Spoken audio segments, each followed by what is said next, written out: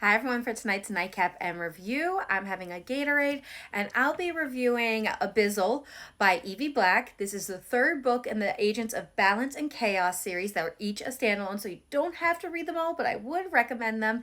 I did receive an art copy, but of course I'm giving my honest opinion. These are the tropes. And these are the content warnings. I'm giving this book 4.5 stars. This was a really good book, especially if you like Shadow Daddies and all the red flags. So many red flags. But I really enjoyed this book. Again, 4.5 stars. So what's this book about? So this book is about Theodora, or Dora, who had a really rough past growing up with her mentally ill mother. A mother who claimed to see monsters and beings there that weren't in fact there. In an effort to help her mother as a child or a teenager, she tried to disprove the existence of monsters for her mother. This meant doing a lot of research, but all this research really did was convince Theodora that there may in fact be something out there, because there's just too much coincidence across the fairy tales or legends and across different parts of the world. Too much overlap for her to say 100% there are no monsters. Her mother was in fact mentally ill, but it did lead Theodora to become a believer in the supernatural. But even with this belief in the supernatural, she doesn't think she's ever going to come across one of these beings.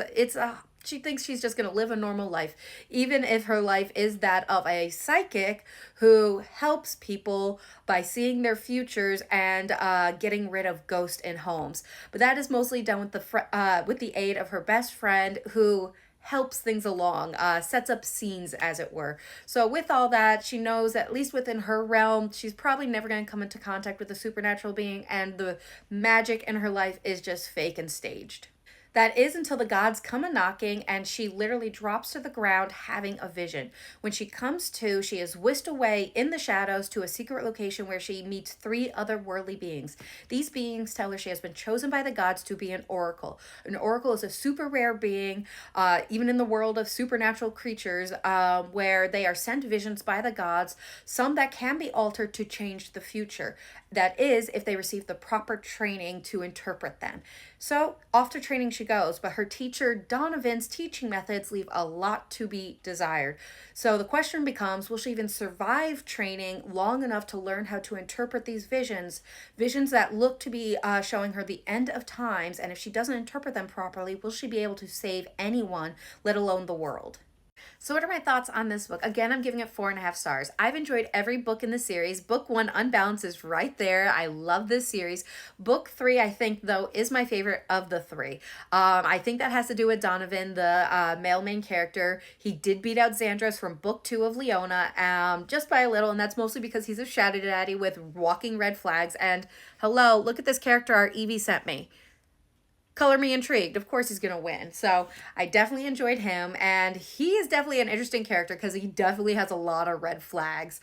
You don't really like him because he's a jerk and an asshole, but he has a redemption arc or a redemption moment towards the end of the book, and when he's going through it, you're just cheering him on because you do learn his backstory and your heart breaks for him. So when he has that redemption moment, you're just cheering him on, hoping for the best. But he doesn't lose all of his red flags, so keep that in mind. It's a perfect combination in my opinion. And chapter 25. Trust me, enough said, it's hot.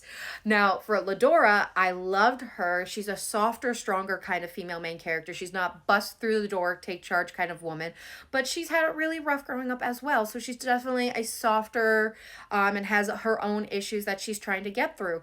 And along with those issues she's trying to get through, she now has to deal with this supernatural world she's been thrown into.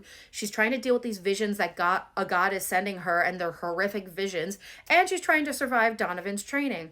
And she's just trying to do her best and do everything she can, and eventually, just like in real life, even the strongest people are going to break. So with everything she's going through, my heart just broke for her, and I just wanted to wrap her up in a hug and keep her safe. But I loved her, and I loved her and Donovan together.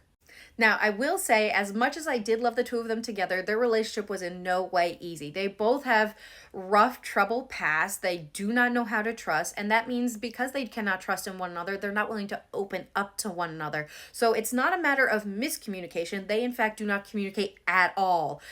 So keep that in mind if you don't like the miscommunication trope. I'm not a big fan of it, but Evie did it really well, and it really lent to the story. But you will at times just be like, just talk. But with no trust built between the two of them and everything that they're going through separately and together, it's hard to build that trust in order to open up. But when it finally happens, your heart is just so happy, and you're so happy they end up together. Now, this all sounds like a great book. Trust me, it is. It's going to be available July 15th, so definitely give it a download. There's also still plenty of time to read books 1 and book 2, which are available on KU. So run, download them, enjoy them, and I hope everyone has a good night and happy readings.